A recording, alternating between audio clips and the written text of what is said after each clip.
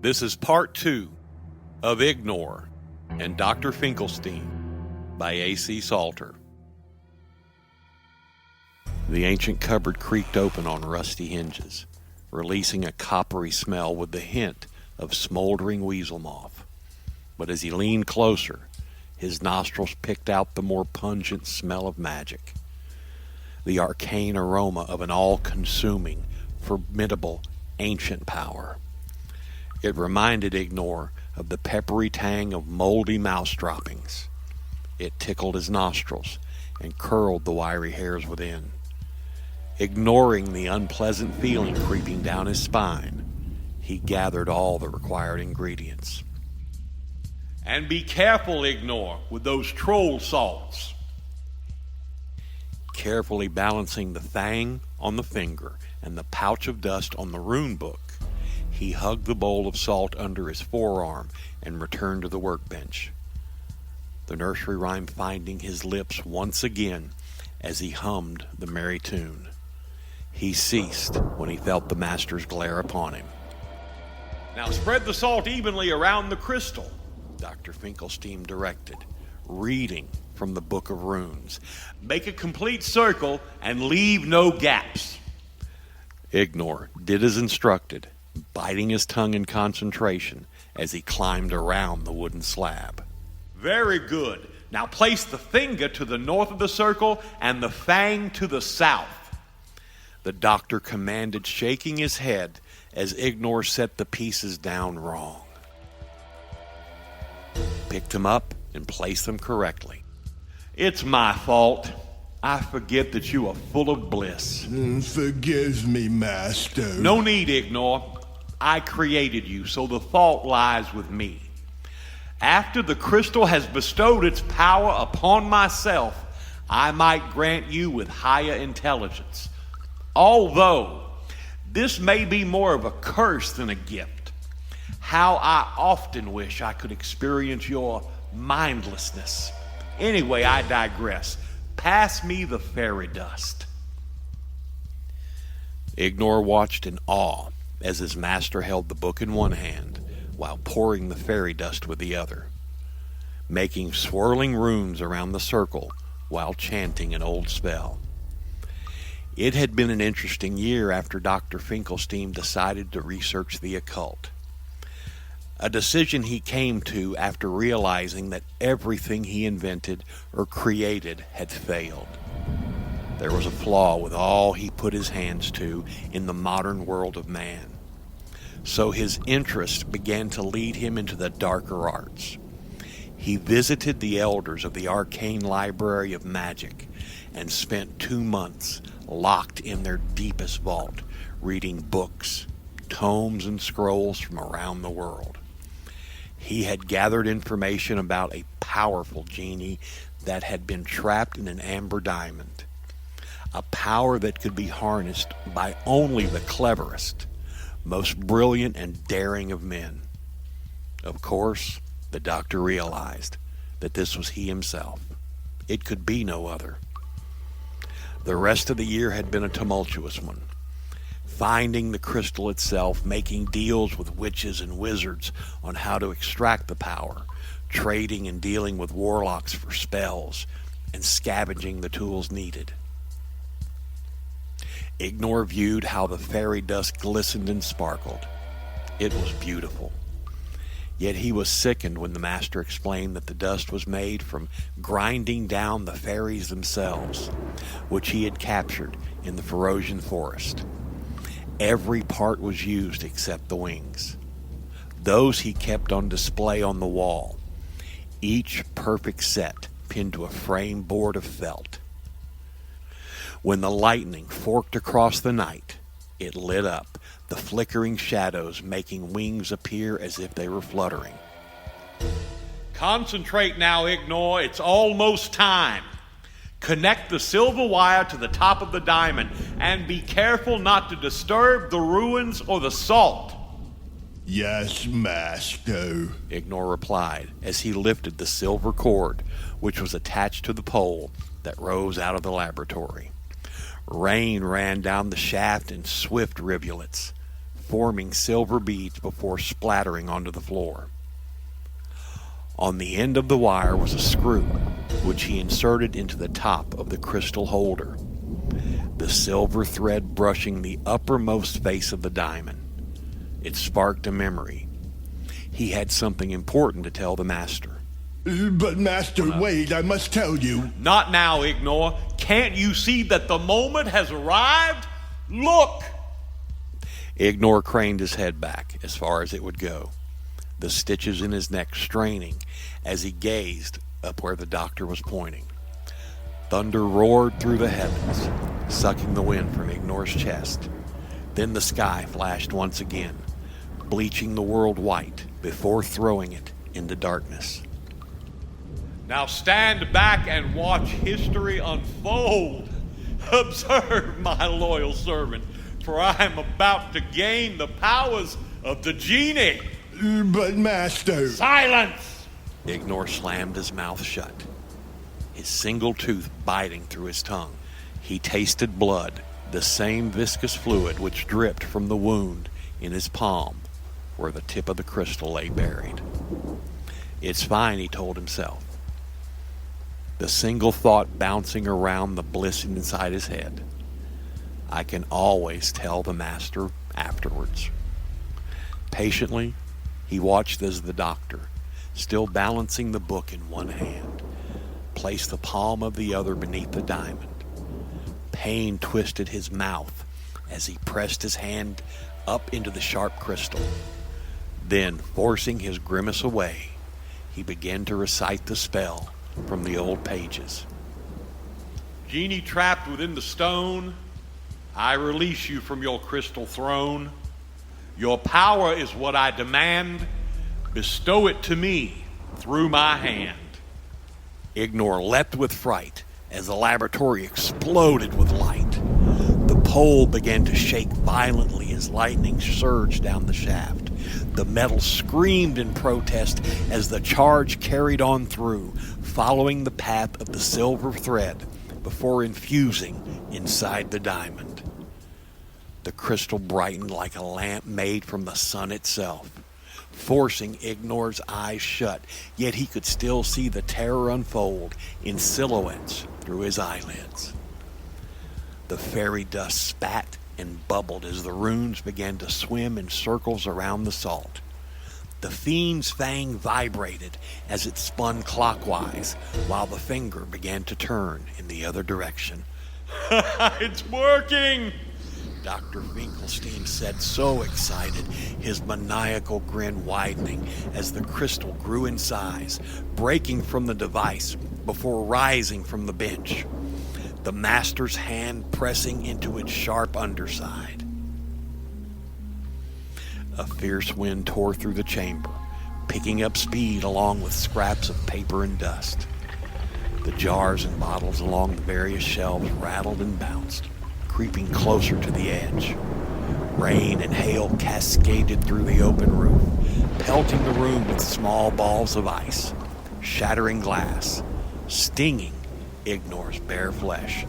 It's working! It's working!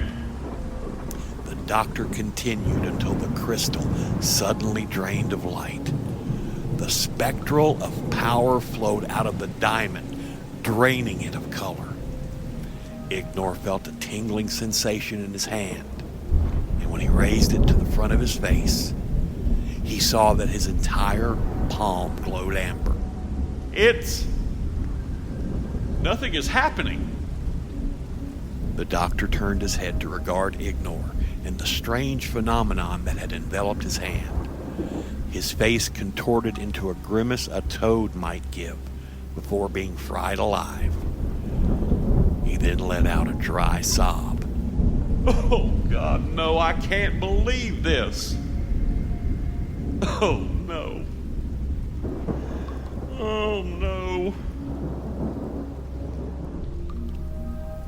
His words were suddenly crushed as the damaged crystal exploded, showering him in shards of glistening splinters.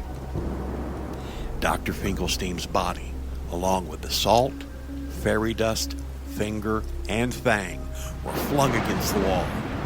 the God cycle being knocked over in the process. Ignor stared at his master's unmoving body and the laboratory detritus that lay above his limp form. He wished to go to him, but he was held firm by an unseen force that gripped his entire being, squashing him from all sides, including from the inside out. I bestow my power onto you, came a calamitous voice as thunderous as the elements that cracked the night. From genie to man, from crystal to hand, the genie said, reverberating from deep within Ignor's chest. Yet he witnessed no body to go with the voice. What is thy wish? Wish? Ignor spluttered, his swollen tongue flopping around in his mouth, squirming like a fat slug in a tight sock. Yes, you release me from my prison. Now I may grant you a wish. There was movement beneath the pile of broken shelves and twisted apparatus as Dr. Finklesteam struggled into a sitting position. Ignor! Choose whatever your heart desires. But I have no wishes. Please, my master desires the power, not I. Only you must choose. Make your wish, for the power only lasts with the storm above. Ignor cast a glance into the sky. The rain had begun to wane, along with the thicker clouds. He hadn't much time. Oh, what have you done, Ignor?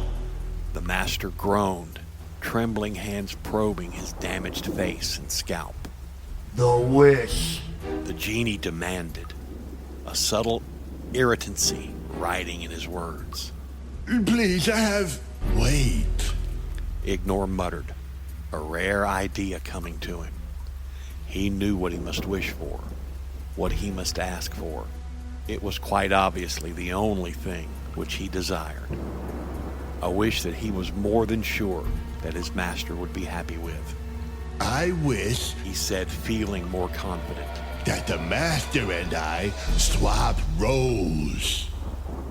That I have his vast wealth of knowledge, and that he have my vast expanse of emptiness, so that he may enjoy the innocence of bliss. The bodiless voice began to chuckle. As you wish. Ignor? Oh, Ignor. It's all right, master. Ignor reassured, giving him a thumbs up. Or thumb up, as he only had one. He would have said more, but the chamber began to shake violently as a maelstrom of rain, glass, and broken furniture began to whirl about in a frenzy. His body was drawn towards the tornado, sucked closer by the ferocious energy. As was the doctor, raising his hands in front of his face for protection. He was lifted from the ground and spun. Ignor's world became a dizzy vortex, limbs being dragged one way then the other as he tumbled end over end. A peculiar thought surfaced in the emptiness of his mind. The image of the outside world, a place he had no experiences of. It was swiftly followed by another. This one of joy, an emotion that was alien to him, that was born of his first invention that worked. The hair on his flesh rose in mottled goosebumps as more thoughts and memories sprang into being, all whirling around the confines of his head more ferociously than the tornado that danced with his body. Happiness, glee, stars, moons, loss, sorrow, hate, failure, graveyards, death. The storm that raged in his head ceased with the storm that seethed inside the laboratory, and he fell to the ground with a thump. As the object settled around him, he heard the chuckling voice of the genie taper off until it vanished completely. The wish had been fulfilled. Gazing about at the mess around him, He became aware of an ugly creature that sat on the floor. Short and squat, its face was a crisscross of hideous stitches. The skin itself pulled tight and puckered in the wrong places. Opening its mouth, it wet its broken lips and moaned. There was no more intelligence coming from it than from the grunt of a dying pig. Ignor offered it a sad smile as he lifted the broken goggles from its head. Master? He began. But now his highly intellectual mind told him that he could no longer call the man before him master. But what should he call the being that was formerly Dr. Finklesteam? Bliss, do you understand me? He asked, but was greeted with another moan, slack features staring up at the moon as it appeared through the broken clouds. Ignor clambered to his feet and dusted himself down. He was happy to find that his new clothes consisted of a smart, comfortable pair of breeches, high-quality boots, and a silk shirt bristling with lace beneath a velvet waistcoat. Very dapper, he mused. Then, giving his hands a second glance, he noticed that his missing thumb had been returned. The aches in his body had vanished, along with the stitches that held the patchwork of his mismatched pieces together. Hey. How delightful. He sang in a rich baritone voice.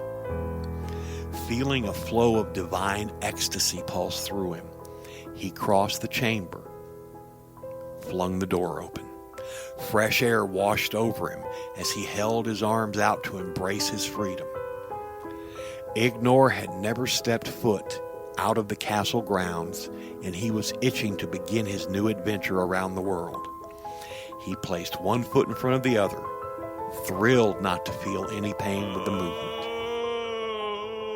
Then a moan from behind him made him pause, swaying on unsteady legs. One being longer than the other was his former master. You should be delighted, Bliss. This is what you've always wanted. I'll be gone for a while. Possibly a long while. Possibly I'll never return. In the meantime, you have free reign of the castle. But I must warn you that you shouldn't go having any thoughts. Thoughts are dangerous, and you don't want too many of them fluttering around in your empty head. They'll chase away the bliss. It's not what you would have wanted. Bliss moaned. Whether he understood or not, Ignor couldn't say. Might I suggest that you try a pickled bog sprout? You are, of course, permitted to have a little joy in your life. And leaving his rich words echoing in the laboratory, Ignor strode away to fill his head with the world. The end.